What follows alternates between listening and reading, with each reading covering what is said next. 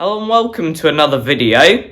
In today's video we're going to be starting a new small project, and you may be asking yourself, haven't they got enough projects going on at the moment? And the answer is yes. However, some of those are a bit slow moving, so we're going to be starting a small one just to fill in the gaps, which is refurbishing a Bolens tube frame PTO. So cue the music.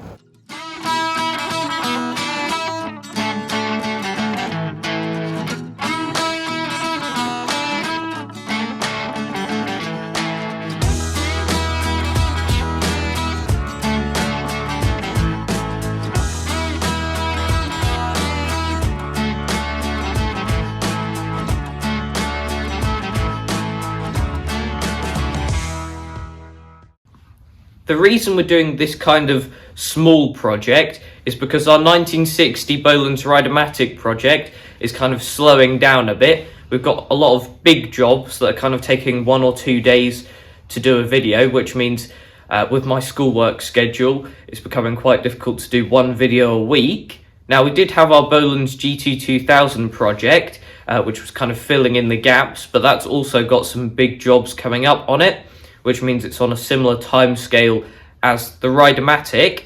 So this is going to kind of bridge the gaps between those videos, since this project is going to be a lot easier than the full mechanical restoration than we're doing on our Ride-a-matic.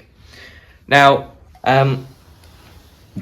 we actually got this PTO specifically a number of years ago from the same person that we bought 12 or 13 tractors off of. Now, this was a collector that was selling up pretty much his entire collection. And after we bought quite a few tractors off of him, they actually found this in one of his sheds afterwards and sent it to us. It's actually got Dad's name tag on there, Ian, which is spelt the Scottish way, which means it's spelt the wrong way. But the reason we bring that up is we were just watching a video of Dave at RCAF Polar Express, who did a great shout out for my sister's channel, Wildlife Trail Cam UK. And it's always funny watching videos of people mentioning the cameraman's name, because with it being spelt the wrong way, it often gets said the wrong way too, like lean, which is always very funny. But also, since I've been grassed up about using my sister's toothbrush, and she will have seen that video, I think I'd better give it back to her. Now, we're not just refurbishing this PTO so that it can sit on a shelf. It will be going straight onto this, which is our 1972 Bolens 1054, which we actually got from that collector that we got the PTO from. And this tractor doesn't have a PTO on it, so it's entirely possible that that PTO could have come from this tractor. But then again, we did also get other tractors from the same person that didn't have a PTO on, so it might not be from this one either. But when we got this ran very reliably until a few months ago when we had a few carburetor issues, but we sorted them and it's back to running well now, so we're going to treat it to a PTO. It isn't a pretty tractor, it's painted the wrong colour, which a lot of Bolens were to stop them rusting in the UK climate. And as you can see on the back wheel, we're not afraid of using it in the mud, especially when the mud is up to the axle, but that was Dad's fault. But also in the workshop today, we have the 1975, I believe, Bolens 1253, which has an identical PTO system that we can kind of show you how that works and use that to help us rebuild the one on this tractor. And also as a great demonstration of what you use the PTO for, such as our Bolens Snowcaster.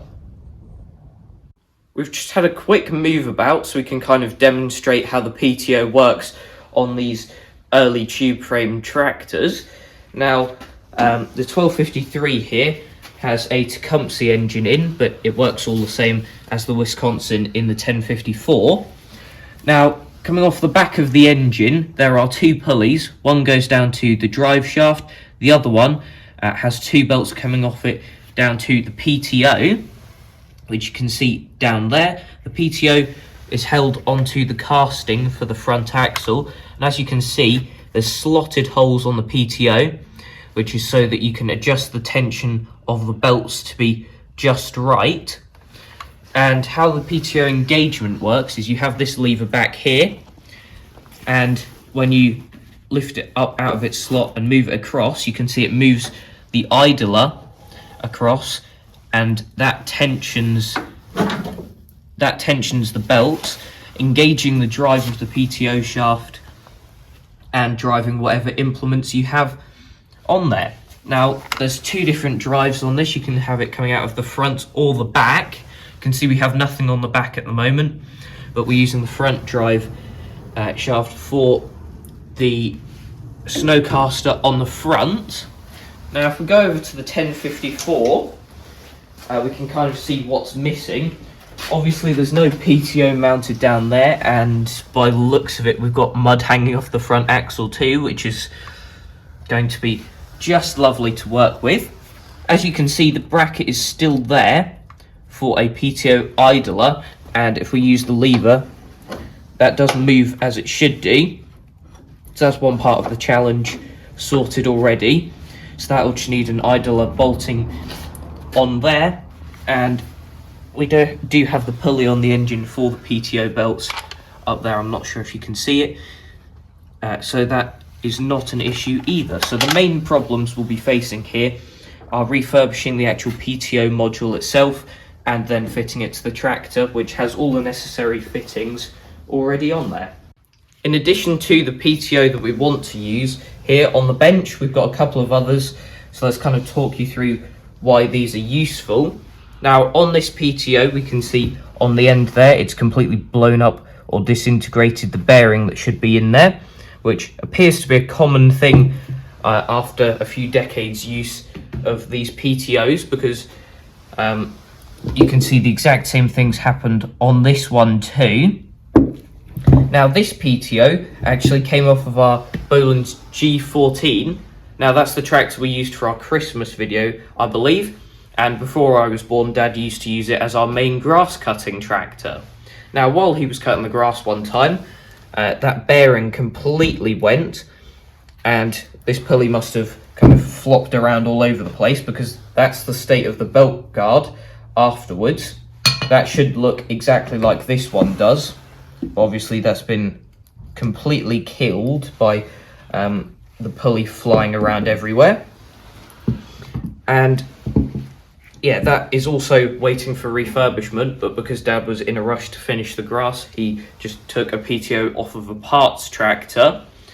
But because of this PTO failing, we've been aware of kind of the parts that we need to get for quite a while now. Now, we have a third PTO on the bench here, which is actually a fully functional one, as you can see. But the issues this has is it's got a UJ that's seized on the end of it, and this UJ isn't in very good condition either. Not that you should leave a UJ on the end of a PTO anyway, because if that came loose, that would just turn into a flying projectile. But this is useful because, as you can see on the end, it still has the nylon washer that is on the outside of the end bearing, which it kind of shows us the spacing of all of that, and also shows us that when the bearing goes, it just completely wipes out the nylon washer too, which is one of the parts that we're going to have to get for this PTO. Now, before we go through what parts we have the manual here open on the laptop, and this kind of shows you how this all goes together. Now, starting at number 242, that is a kind of cover for the end of the PTO, which we have here. Not many of our tractors have them. This is just one that we had kind of laying around. Then the whole shaft or PTO assembly seems to be held on by circlips or snap rings, number 243. So you've got one of them at the end of the shaft, then the pulley, another snap ring on the other end, and they kind of slot onto the shaft about there. Then you have the belt guard there, an oil seal, a needle bearing at this end of the PTO. You can see the grease nipple that goes into that side, I believe. Then a snap ring, a roller bearing. Then number 278 is a nylon washer, and then a pair of snap rings on the other end. Now, we've been collecting parts for a PTO rebuild for a very long time now, so I'll just kind of go through what we've got here. Firstly, we've got this very old box, which actually has 2015 written on it, shows how long ago we bought all of this stuff.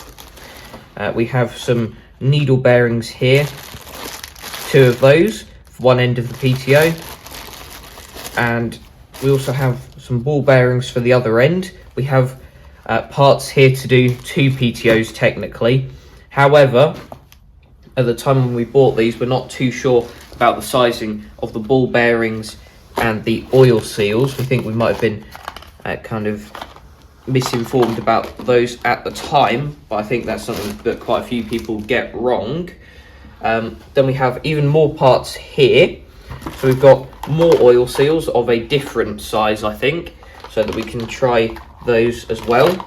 We also have a couple more bearings of the size of those ball bearings, or actually of a different size, again to kind of test against those.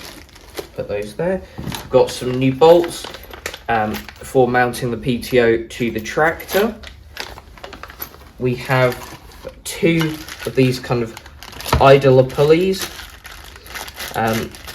which again, so that we could rebuild 2 PTOs at some point, put 2 onto a tractor that didn't have an idler on. We've got a pair of Kevlar belts for fitting the PTO to the tractor.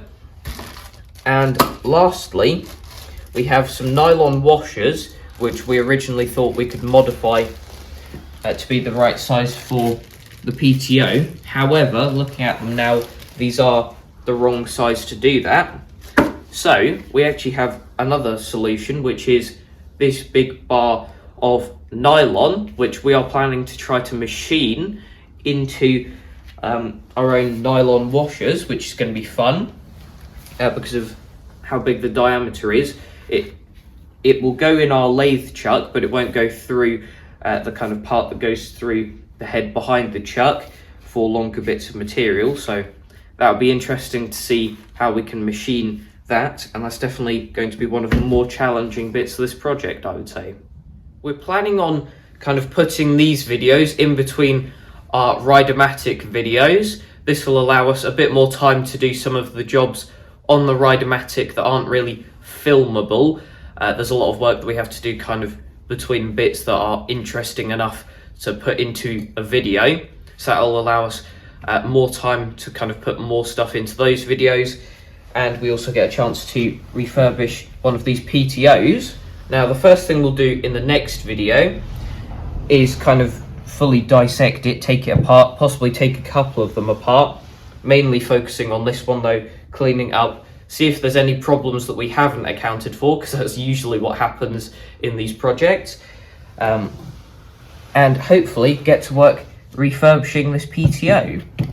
However, that is it for this video, so thanks for watching, and I'll see you in the next one. Bye.